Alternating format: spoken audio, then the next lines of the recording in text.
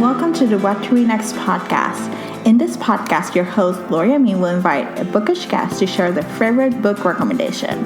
If you share a passion for books and always looking for your next read, then join us. Welcome to the What to Read Next podcast. We're so happy to have you back. Today, our guest is Clara, who's back for another fun bookish conversation. So, Clara, tell us a little bit about yourself. Hello again. I am Clara. I am a avid book reader, lover of books, aspiring writer, and trainer by day. But looking forward to talking about a couple books I read this summer. Didn't read as much as I wanted to, but read a couple of good ones and looking forward to some stuff that's coming out towards the end of the year. I love it. Yeah, funny enough, I know I've been sharing on this podcast that I'm an avid reader and I read a lot, but this year my reading has decreased. So I think we're both in the same boat. Like we, even though the numbers are different, we both have read less, but we're looking forward to reading more this at the end of the year. Yes. Oh, and we're potentially joined by my cat, Sappy, who seems intent on providing feedback. I told her if she hasn't read a book, she can't participate, but she seems to be ignoring that. That's okay. That's okay. I'm excited to hear Safi's take on your books that were read. So tell me, what books did you read this summer? Yeah, so definitely read a few books. The two I kind of wanted to talk about today, they're from very different genres, but I enjoyed both of them quite a bit. I mean, I think they were good summer reads. So the first one is a historical fiction romance called Meet Me in Monaco by Hazel Gaynor and Heather Wells, I think is her last name. They wrote Last Christmas in Paris, which I didn't read, but some of our listeners may have.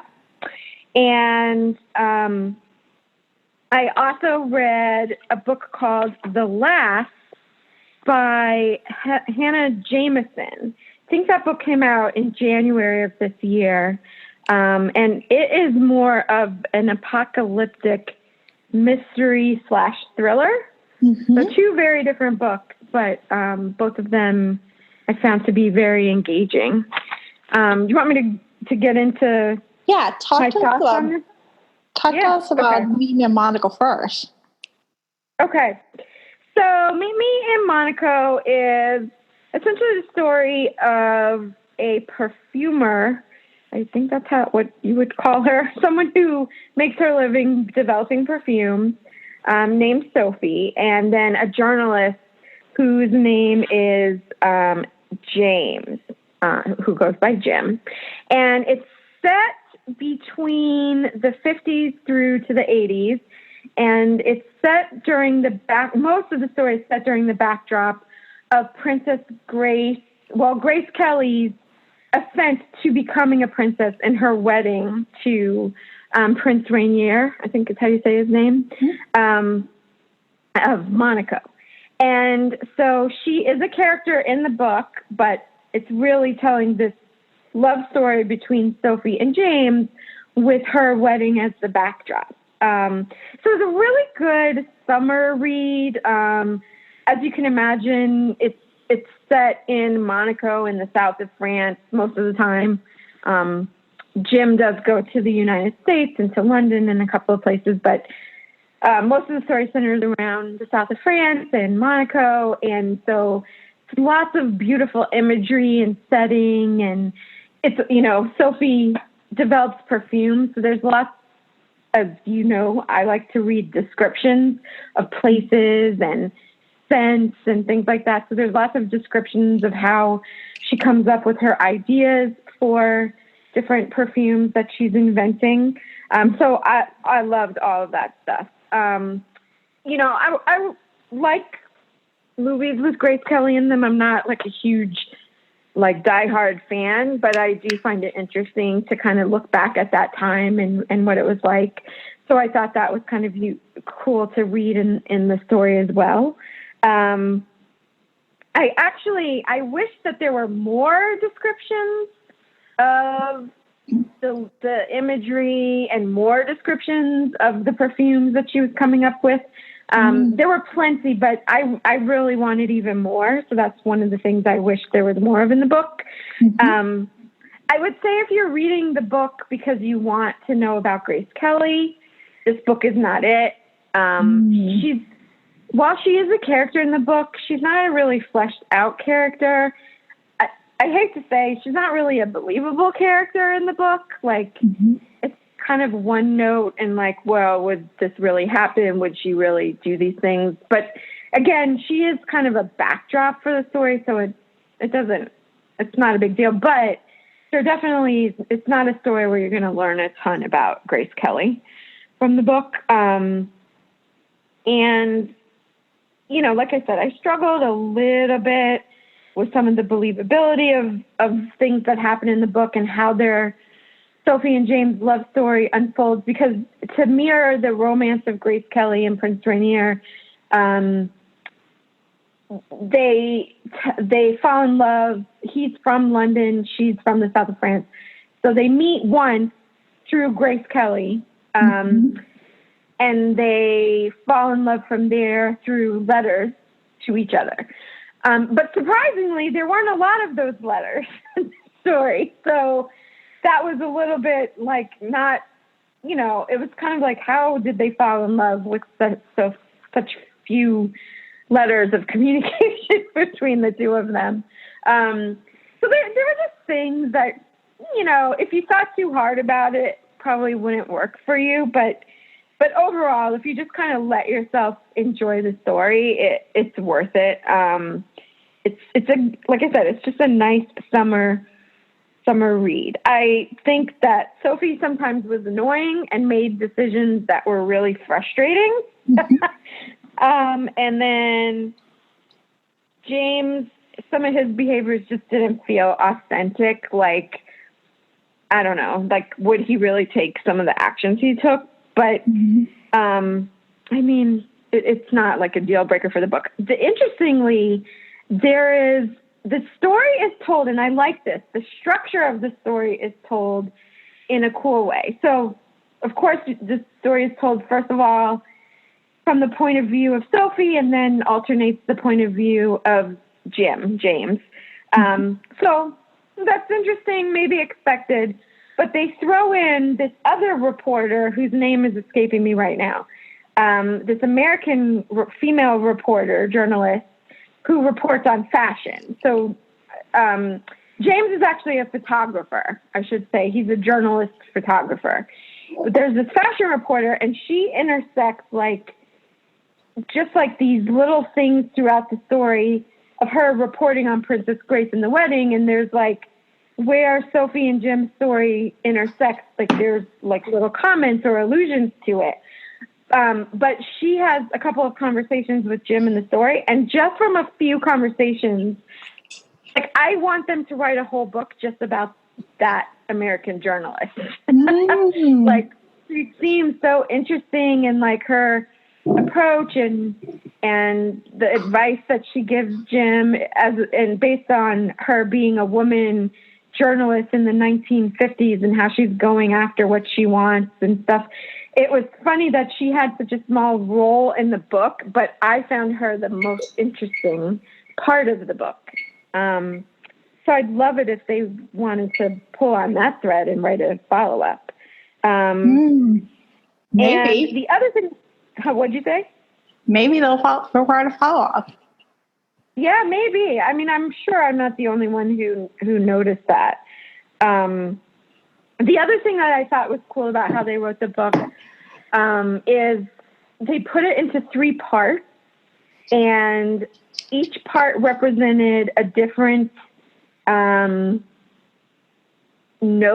on the 3 notes that make up a perfume scent, right? So you have the head notes, the heart notes, and the base notes. So the head notes are the first thing you smell. The heart notes are like the middle, like the strongest scent. And the base notes are what's left after everything else has evaporated away. And because of that and the way that the story was told, I think that was a really fitting way to tell the story.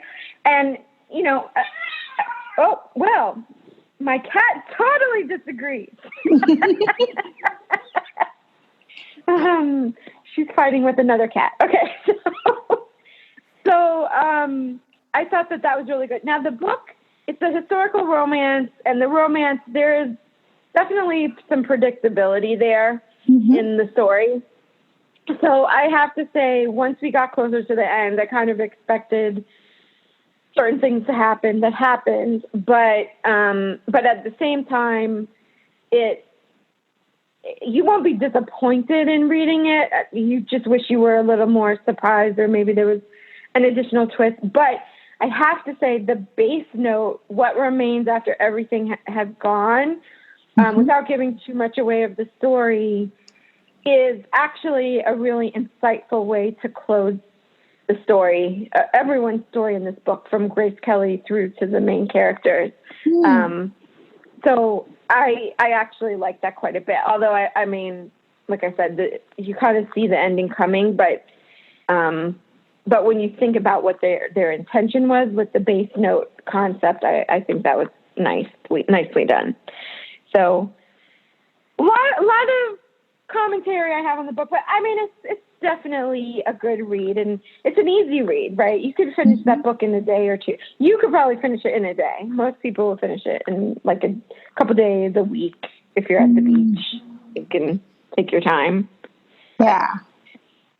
Yeah, so that was Meet Me in Monaco, and it definitely made me I went to go watch To Catch a Thief on, I think it's on Netflix or Amazon Prime or something, which Grace Kelly's in, and I was trying to look up that movie Nicole Kidman did, Grace of Monaco, I think. Used to be on Netflix, but it's not on there anymore. But it's let me just immerse myself deeper into that world. So it definitely draws you into that place and time and experience. Yep. I'll pick it up. Yeah, I mean, I'll send you my copy. It's I think you would like reading it in an afternoon, especially because you like historical romances. Yeah, I think it sounds interesting. It sounds like I like the timing, the setting of Grace Kelly, Monaco, and just kind of like the perfume aspect of it. It seems like a fun thing to do. Yeah, it's a good book, I think. Okay. So yeah, I'll send it to you. So the other book I read, which I have a little shorter commentary, is called The Last, like I said, by Hannah Jameson. It appealed to me because, surprise, I really like apocalyptic things, from The Walking Dead to Severance, I talked about on this podcast before. I don't know why I'm so drawn to that, but so I don't know if people would think of it as a summer read, but it worked great for me.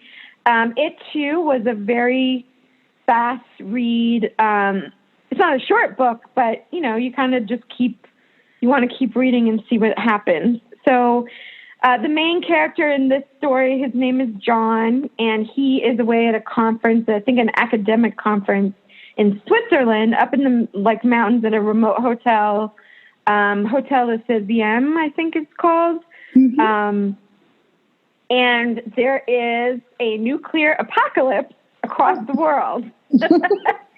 And so it doesn't, that happens while he's at the hotel, and, within a couple days, the sky starts turning orange and everything. So a lot of people ran out the first day, but there were about 20 or so people who stayed at the hotel, thinking it was the safest place to be. And so the story really revolves around John and how he navigates this end of the world scenario at this hotel up in the mountains in the middle of nowhere with a bunch of strangers. But it isn't really, while the apocalypse is the background for it, it's a mystery because one day while he and some people from the hotel are trying to fix something with the water towers, they climb up and they discover there are 3 water towers, and in one of the water towers they discover a little girl who is dead and floating in one of the water towers. And it's pretty clear that she died before the nuclear apocalypse. So John is a historian, and he clings to this mystery. How did this girl die? And even in the description, they say it's a way for him to cling to what's left of his humanity and who he used to be. I should mention he is married and has kids and is separated from them. He left to come to this conference, and he didn't leave on great terms with his wife. So their last communication wasn't anything super, positive that you would want your last communication to be with your loved one.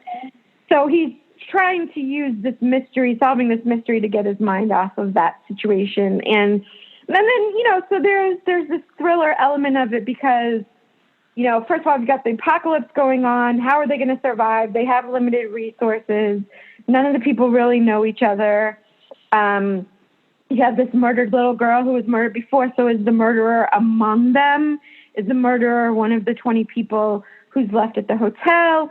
It's a very big hotel, and they say many times that no one checked the hotel and all the rooms to see if there was anyone else there besides the 20 people they knew, which seems a little odd to me. That was a little weird in the book, but so there was always this sense of is there someone else in the hotel that they don't know about?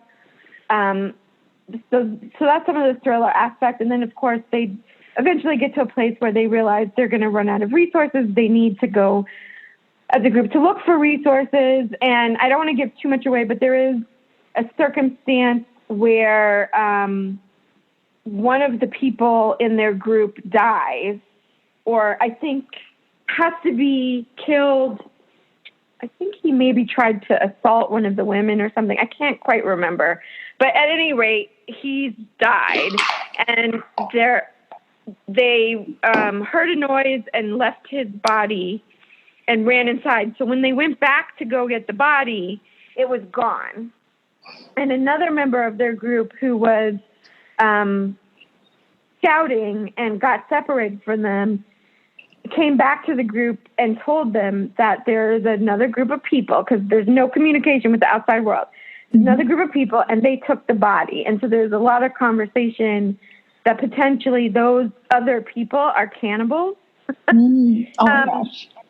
So it was a little that's when there was a little more tension. Although I have to say, at this point, we're only 2 months in to the nuclear apocalypse. And maybe this is me being naive, but I'm okay, in 2 months, we've already become cannibals. I'm not sure I believe that. but I don't know.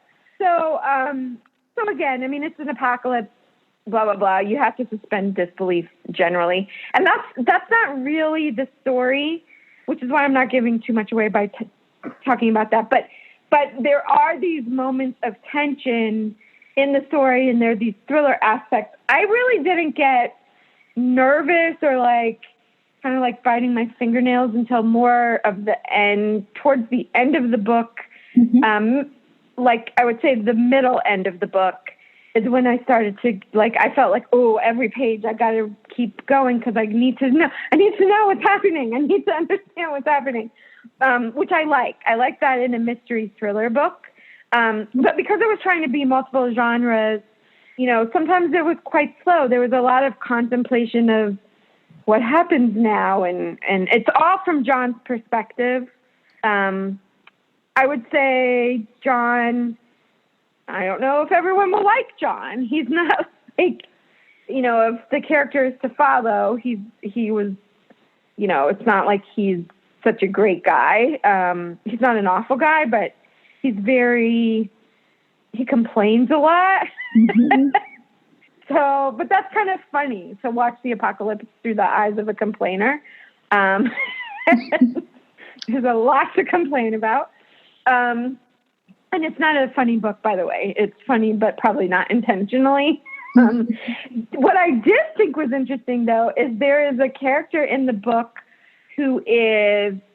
So the whole nuclear incident happens, and they don't really explain why it happens, but there's a lot of conversation about, did you vote for him? Did you vote for him? You voted for the nuclear war to happen, right? Mm-hmm. And so when you look at this book, I don't know when it was written. I mean, I know when it was released. I assume there are many undertones of our current political environment that are being referenced here, but there's this woman who, the way I read it, would be a very conservative, gun-loving woman. She basically took all of the ammunition and all the guns into her room the first night, and she's a very attractive young woman. Her name is Tommy. And I'm like, that cannot be a coincidence. If you know who, I think her name is Tommy Laren or whatever her name is. She's like a very young, outspoken, conservative person, and a lot of people don't like her. And this character is written where most of the people don't like her. But she's an interesting character in the book. And so I don't know. I assume that they're supposed to be sort of insinuating the same character. Maybe not. I could be wrong. But there's an interesting element there, because there's this conversation about, who brought the end of the world on and stuff. And when you put that in our current situation, it feels a little realistic. So with, Korea and everything. So, North Korea. But anyway, so it was interesting. I kept wanting to read it. It was a kind of cool mix of these genres. The only thing is, I would say the ending was really rushed and probably not as satisfying as you would like ultimately, although the very, very ending gave me a bit of a chuckle, and I liked it. But overall, I think the ending could have been finessed a little bit more. But again, really good book, good, easy read in the summertime. And at least I found some times when it was amusing me. Again, I don't know if it was on purpose, but the way I was reading it amused me. So. I love it. And I don't know why, I just really like books so this book, I will say, it didn't really explore how you survive the end of the world. It really more explored who will you be in a world where all the rules are taken away, which is, I think if you look at the type of shows that I like to watch and stuff like The Walking Dead, there is a discussion of how you survive, but most of the time it's really about who you're going to be and how you're going to change because of the way the world has changed. So same thing with this book. That's really what it's about. I love it. I love the fact that you recommend post-apocalyptic books. The first one. You also recommended Severance, which I do enjoy. So I love it. I know. Now I'm like, I want to read some more of them. I don't know why I'm obsessed with this, but Have you read Station 11? I started Station 11 and I didn't finish it because it was an ebook. And you know how I am. I have to have it in my hand. Okay. But actually, this book, if you look at it, and it, like on Amazon, it recommends Station 11 is the first book it recommends. If you get this book, that's the first one that comes up in my thing. There we go. Did you like Station 11? No, it's been mentioned quite a few times. People adore that book, but I haven't had the chance to pick it up. It's not like one of the genres, and I'm like, I must pick it up. But I know it's been mentioned quite a few in the book community as like a go-to book to read. Yeah, I really should read it. Like I said, I'm just not the best at e-reading. I know, we're opposites. I'm all about ebooks, and you're like, I need the physical book. Exactly. So, I love it. So I talked a lot about my books, but what about yours? Tell me about what you've been reading. I've been reading historical romance. So before that, I read a contemporary romance or contemporary fiction. I would call it a women's fiction book. It's No Judgments by Meg Cabot. It's her new series that's coming up later on this month. And she based on true events. So Meg Cabot lives in Key West. And so she had to go through Hurricane Irma a few years ago, and she happened to have a landline. And so based on that experience, she wrote this book. So the setting is there's a major hurricane happening in the Keys, and Bree decided to stay. She decided not to evacuate, and so she's like, I'm gonna just follow out the storm. But she's not from the Keys. She's from New York. Her family's like, we'll give you a private jet. We'll come pick you up. And she's like, no, I'm powering the storm. And everyone's like, you shouldn't power the storm. Like, you're not ready. You're not prepared. So she powers the storm. She ended up staying with her boss's family in a house that can actually hold the storm, because her house already, at the beginning of the storm, her house, like, there's a tree fallen. She was locked out. So she was like, okay, I'm just going to power through. And then there's a romance. There's there. But the take on what was inspired about this book was that after the storm, all these people evacuated. They couldn't come back because the bridge wasn't working anymore. So it turns out that a lot of people evacuated without their pets. So thanks to having a landline, she kind of like was able to kind of like discover all these different houses that pets need to be rescued or basically fed or taken care of. So she's like basically she has her mom in New York to post it on Facebook. Say, if you live in this key and you left your pet, just call us and we'll go take care of your pet. And that was actually based on true events, which is kind of fun. So then you get to see all these pets who are taken care of, from parrots to guinea pigs to rabbits. So it was kind of like fun to see like a hurricane season. And it was telling, like, this week it's been Gordon. So I'm like, oh, it just feels like, hurricane season is all around. So I really enjoyed this book. Nice. Yeah, so it's actually, I'm looking forward, I liked it. I'm looking forward to the next Monday series. I think it's about a librarian. So I'm curious to see how that's going to go. But I really like the setting of the Keys. I think that's actually a fun setting to have a book. Like, it feels like small town, but still beachy, with its own set of things that are like beach wear. Yeah, well, Meg Cabot, I think she still lives in the Keys. Yeah, she still lives in the Keys. I think she was in New York this summer, but because I met her a couple of times this summer. She mentioned she still lives in the Keys, and I saw her on Instagram that she posted she was in the Keys waiting for the hurricane. So it's kind of like interesting. She mentioned that she just happened to have a landline near her house, and that's the reason. And there's no cell service after the hurricane, so a lot of people were coming to her house making phone calls. So that's how she eavesdropped these one person's phone call that they were asking the pet, and that's how she got inspired to write this book.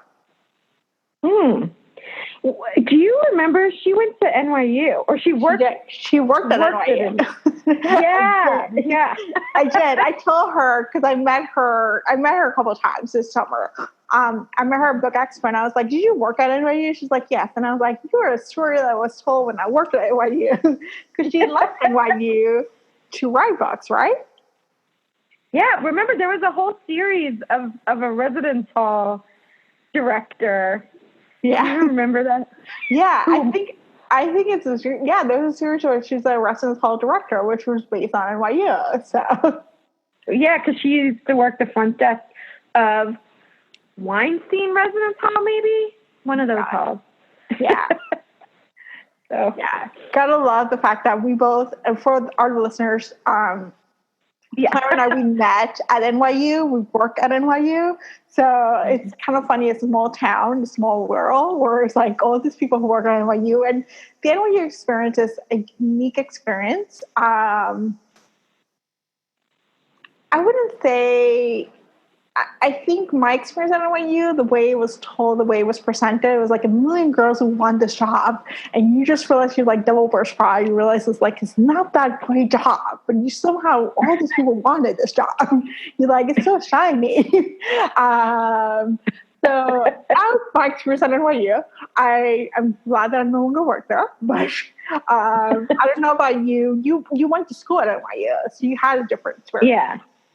Yeah, it was a different experience, but I think one of the things that was cool, whatever school you went to in New York or where you worked in New York, just the opportunities to meet people like Meg Cabot or other authors, or like that was something that I hadn't experienced before. So like more the chance to see people really committed to their craft and their work and what they wanted to do was kind of what I enjoyed about my time living in New York the most. Not to make the podcast about that, but like, not so much whatever the school was or the place I was working, but like the people, and those people are everywhere. It's just that I think after I lived in New York, that's when I learned how to find and talk to people who were on paths that were in the world of art and stuff like that, which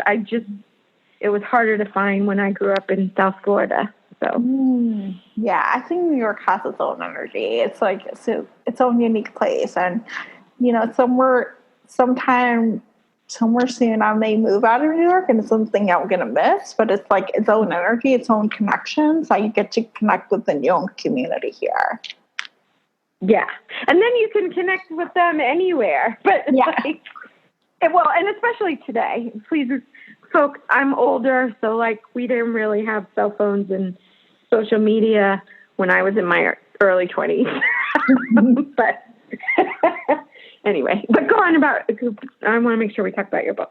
Yeah. So now let's go to historical romance. So I think I discovered historical romance probably like a month and a half ago, thanks to this podcast. So I actually interview a few guests, a few authors who had historical romance. And so at the time, I did not read historical romance. So I'll be honest, I did not read them. I just agreed to have them on the podcast. It was like, oh, that sounds really fun. And I read their books, and there was one book that the author's coming late October. And it was historical romance. And the setting is she's a rich woman. She's like 25, so Spencer age. And she decides to go to prison to look for a man who's going to get hanged so she can marry that man so she can become a widow. So that way she has freedom. And when she goes to prison, there's like no one's getting hanged. So she's like, okay, I'm going to settle with the next best thing. So she settles with this guy who she's like a laundry list of things that he's wrong with him.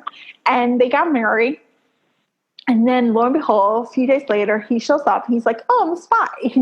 So it was like, oh, so we're married. I can't get divorced because of scandal. So it was a fun book to read that I discovered was like, well, maybe historical romance, maybe something fun for me to read next.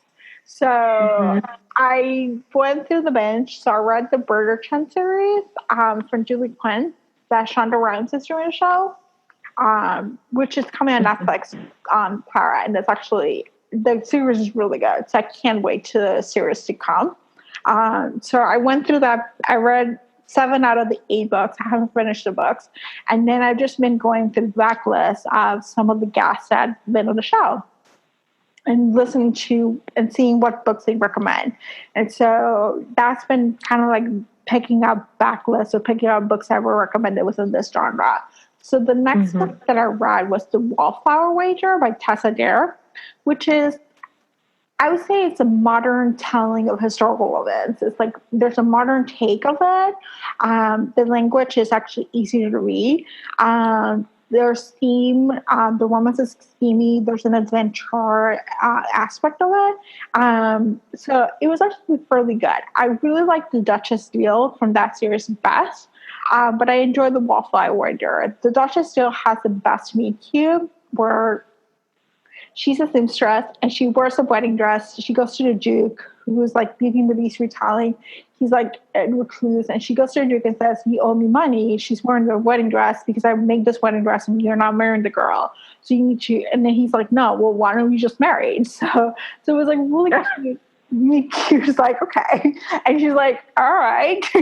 She's like, it seems start to become a duchess. So she's like, I guess I'm going to do it. So that book actually was really good. And The Wallflower Warrior, it's like, it follows some of the friends. So it's fun, but it's not as good as the Duchess Deal. So if you have to choose, I would say the first book in the series, and then the other books are good. So that's for Tessa Dare. And then I've been reading Lisa Kleypas, the Wallflower series. So there's 4 books in a series. I read 3. I'm on book 4 now. So the Wallflower series is like there are 4 women who happen to be sitting in walls waiting for a husband, looking for a husband, and they just happen to sitting around and they're just like not getting any traction of it. So they made a pact that's the Wallflowers, because they've been like not dancing and whatnot, that they're going to help each other find a husband. So each book is like helping one of them find a husband. So the first book, she ended up looking. She was poor. She didn't have a dowry, so that's why she was not able to find a husband. So she ended up settling for a professional man, not a man of courage, not a man of a duke or a lord. She ended up marrying a professional man, a son of a butcher, and she was like, that's like going down, and this you're looking down, like he works. He's like, you're not supposed to. You're supposed to marry a man of leisure. So that was book 1. Book 2 was actually a lord. He was like most eligible bachelor, and she's an American, and they hate each other. But there's of course, there's hate to lovers, so they fall in love. That book actually, on paper, I would love it. The reality, it didn't meet my expectations. So it took me the whole day to finish, which normally would take me like 4 hours, and it was like a whole day. And it was just like the chemistry was like not there. So I would say, yeah, I was gonna ask what was the issue. The chemistry wasn't there. Like there was just like it just felt like it was dragging. Like I was like, I'm just like reading and reading and reading, and I'm like, when is it gonna end? So that felt like it was dragging. So, and then book 3, she has a stammer, and she's like, she wants to escape her family. She's going to inherit all this money, and she goes to the villain of book 2 and offers her to get married. And because he's a duke, no, he's a viscount. He's going to be a duke. And he doesn't have money. So he's like, I don't have money. And he's like looking for Harris to get married so they can have money. And they decide to get married. They go to Scotland to do it because I guess marriage law in England didn't allow them to do it right away. So they got married in Scotland. They come back, and he finds himself like a job, which he didn't want to work, but he was like, oh, I guess I'm going to take over her father's business, who is a gambling, gaming place, I guess, so where they gamble and they have prostitutes and all these different things. So it's a whole conflict around, like, he's like, you're not supposed to be there. And she's like, yes, I am. I love you, blah, blah, blah. And so it was actually surprisingly really good. So, and I guess their daughter or son, one of them is going to be in another series. So I'm looking forward to reading the other series to get to that and see them again, to be like, oh, let's see what happened 20 years later. And then book 4, she's been told her father's an American businessman, and he has been in England. They've been in England for 3 years trying to get her married, and the marriage mark getting married for peer, because New York society didn't approve her. Like they were like new rich, so they were not approval. So, and her father told her that since she hasn't got married, marriage proposal, she has to marry the guy who's going to inherit his business.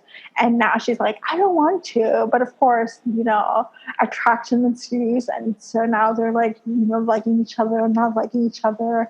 They want to get married. They don't want to get married, So that should be fun. So that's the Wallflower series by Lisa Kleypas. So I actually I haven't read it yet, but I have the Wallflowers Christmas book. I think it's book 5. I didn't know it was book 5 in the series, but yeah, I think it is. So how is this? Because it's not the same. It doesn't center around the same people every time. And you mentioned one of the books was connected by one villain in one book connected to the next book. Like, how are each of the books connected in some way? And if so, how are they? Yeah, so they are connected. So the four wallflowers, the female main characters, are friends, and each book follows how they find a husband. So that's the whole point of the wallflower series. Is like they're like looking for a husband. They wear their hat. So the four women are doing that. Let me see about Wallflower Christmas as they follow. Oh, okay. So it is the same characters in each of the books. Huh. Yeah, they're basically friends. So they show up into the group. Interesting. Yeah, I mean, I haven't read the Christmas one yet. Oh, and then the Christmas book, it follows the brother of the two Americans. So it follows people related to it. So they're all related to them.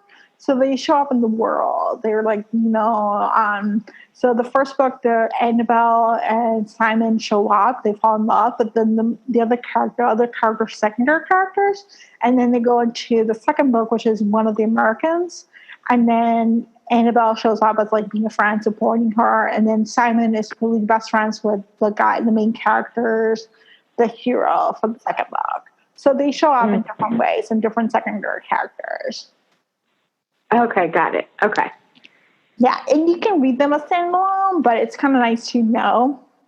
If you read them in a series order, you kind of like build on each other. You're like, oh, okay, I know this character, or I know this is the villain. He's a villain in book 2, but then he's like hero in book 3, and you kind of like see his redemption period. So are you going to read all of the Wallflowers into the Ravenels and on? Yeah. Yes. Yeah, I think that's the goal. So there's 5 Ravenel books, I think, after this. So I think I'm gonna dive into that. Because it's like you might as well. So the Ravenels take place, I think, 20 years later. So I think book 5, I think it's a son or daughter. I think it's a daughter of the book 3's main character. So they're kind of like grow up, and so just kind of like years, yeah. So we'll probably see the parents. We'll see them, show up. It's the way it's portrayed is the Wallflowers meet the Ravenels. So there's a crossover within the world. Yeah, so are you a big fan of series books? I'm finding that I like series. Like, once I like a book, I want to spend a lot of time in that world with new stories. I love series. Like, I personally, that's like, I think that's something that I really hated about this show. Like, I read a lot of standalones, and there was something to be said that once I discovered series, I was like, I just want to dive into this world. Like, I love how authors like have spin-off series, how they fill the world, all these relationships, all these couples, all these friendships, how they mesh together. And it feels like you just like you get used to a writing style, you get used to one stuff, and you kind of like dive into deeper and layers. So I think this for the next few months, that's where I'm looking forward to, and that's what I love about historical romance right now, because there's all these series that I haven't discovered that I'm like, oh, I can discover. Like the Bridgerton series that was delightful. That was like 8. There were 8 siblings, and they'll have to find their husband or a wife. So it was delightful just to dive into this whole family saga and be like, oh, they found this person. And then you see 2 or 3 books and you see the story arc, how it grows and gets better. Right. 'Cause you know what? Like, or if I can't read a series, I do get kind of trapped into certain authors that I like to read. And it's like, when you read a really good book and you don't want it to end, it's like that terrible feeling. Like, what do I do now? What do I read now? What's going to fill this hole that is now here? And so I really get excited. So, like, Joanne Harris, she wrote Chocolat, and, you know, that book is sort of a series. I think there's 4 now, and the most recent one until this year was, what was it, something Peaches, can't remember the name of it, but she just released a new one with very little fanfare, but it's called Strawberries and something. This is terrible because I'm just talking off the cuff now. If I had planned to talk about it, I would have the exact titles. But anyway, I'm so excited. I bought it right away. I was like, I need to go back to that world. I can't wait. So, yeah, I really like series. And if I can't have a series, then at least the voice of that author. You know, one thing I did want to say on our book podcast, I am just a moment to honor and respect, you know, one of my favorite authors of all time passed away this summer. And I think it's so funny because I was telling, in my day job, I train, and, you know, it comes up like some of what your personal stuff is. And I said, I think it's so exciting that we live in a time when one of the greatest authors in the world is still with us and writing. And then the next week she passed away. But, you know, just really sad that Toni Morrison moved on to whatever is next. But I'm so thankful that, you know, we have her books to read, that she continued to write, and, you know, the writing that she brought into this world. I mean, it's one of the reasons I'm such an avid reader and a person who aspires to be a writer. She is and was one of my inspirations. So I feel like I couldn't be on the podcast without just calling out that I'm, you know, just thankful for her existence in the world. Yeah, I love her work. Her work has made an impact. So Clara, what's on your TBR? So there's a lot. So I'm a seasonal moody reader. So I really am looking forward to it getting to be cold outside or chilly for the fall and to start reading some books like that. So I think I mentioned this before. Around this time every year, I like to watch the Harry Potter movies and start reading the books again. So I am starting over Harry Potter books right now.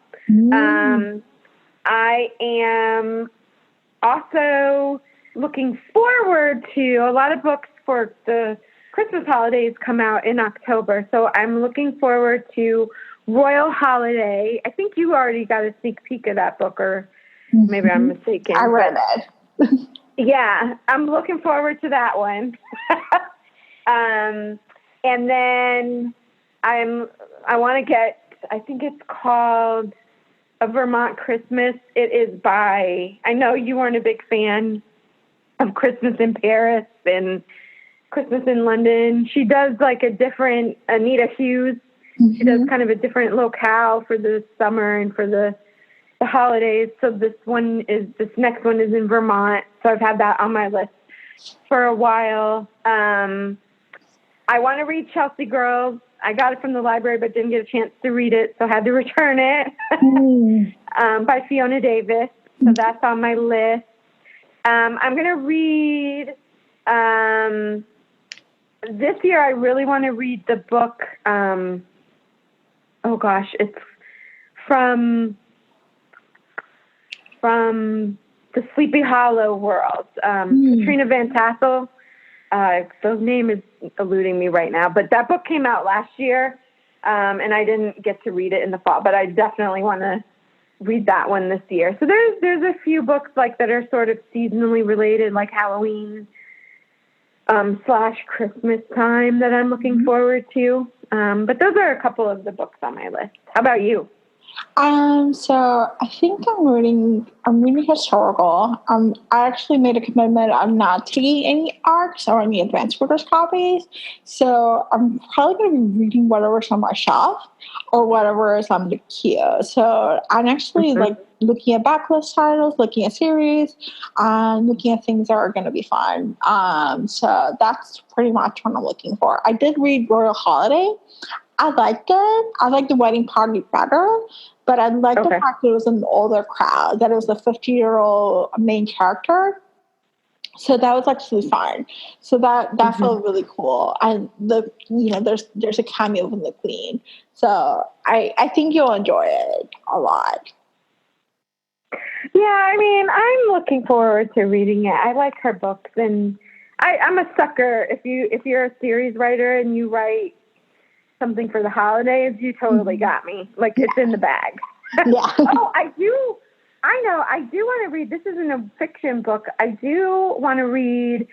Is there still sex in the city? Ooh. By Candace Bushnell. Yeah. Yeah. So, did you read that already? No, I have not read it already. I thought of reading it, and then I was like, I ended up being like, oh, I'm just gonna pick something else. But yeah, it's actually on my list to read. Yeah, I'd like to read. I have to be honest. I didn't enjoy. So I love the show Sex in the City. Yep. I did not enjoy the book Sex in the City. Really, and I read the book after I was already a fan of the show, so maybe that had an impact. But the book felt a little empty to me. Like I just couldn't relate to the story she was writing in the book. But I'm curious to see about this next one. And I remember when I was watching Sex and the City, I was like, oh, it's so cool that they're like exploring what it's like to date and, be active and vibrant and sexual in your 30s and 40s. And I was like, well, what about after that? Right. Mm-hmm. So I am excited that she wrote the book. And I think they released recently that they are making another series, and it'll be centered around women in their 50s and 60s, Ooh. which I think is pretty interesting to see. I mean, I'll watch the show, and I do want to read the book. Yeah, I watch the show and I read the book. I read her other books and I enjoy it, but I did not enjoy Sex and the City. That's something I do remember trying to read it and be like, I don't like this book for some reason. But I did enjoy the Clara Diaries. I enjoy her other fiction work. That was actually fun. Yeah, I don't know. There's just something that just didn't catch me in that first one, but I'm willing to try again for the second one. So, yeah. So thank you, Clara, for being on the show. Thank you. Thank you for having me. I know it's been a while and my schedule has been horrible, so it was nice to talk books for a little while. I love it. So thank you so much for listening to the Thank you so much for listening to the podcast. We'll be back next week with a new episode. Thank you.